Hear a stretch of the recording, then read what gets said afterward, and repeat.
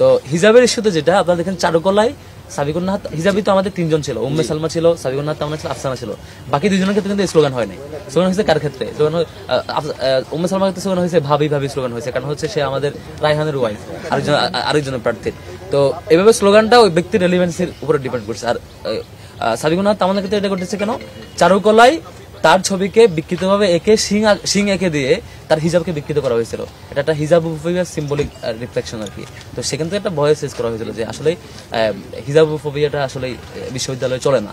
বিশ্ববিদ্যালয়ে যে ড্রেস পরে যিনি হিজাব করতে চান তাকে আপনি পিছন থেকে এসে গোপনে এসে তাকে বিকৃত ছবি করবেন অথবা তাকে ডিপার্টমেন্টে হেনস্থা করবেন, এই জিনিসগুলো বিশ্ববিদ্যালয়ে না চলা উচিত। সেই ভয়েসটা শিক্ষার্থীরা সেখানে রেজ করেছে ওই স্পেসিফিক ওই ইস্যুতে।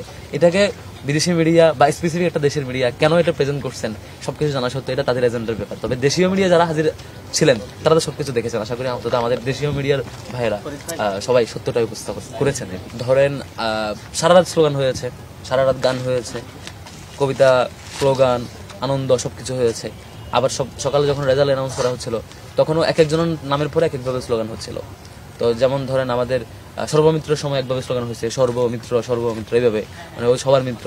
তো এইভাবে করে একজনের সময় আমাদের এক ভাই হচ্ছে চকলেট খাওয়াইতে ভালো, তার সময় চকলেট অনেক স্লোগান হয়েছে। মানে যার সাথে যেটা রেলিভেন্ট বেশি ওইটা স্লোগান হয়েছে। এখানে আমাদের মেইন জায়গা হচ্ছে শিক্ষার্থীর ভাই হয়ে, শিক্ষার্থীর বোন হয়ে আমাদের যারা যে প্রতিনিধি যে জায়গায় আছেন তার জায়গা থেকে কন্ট্রিবিউট করা।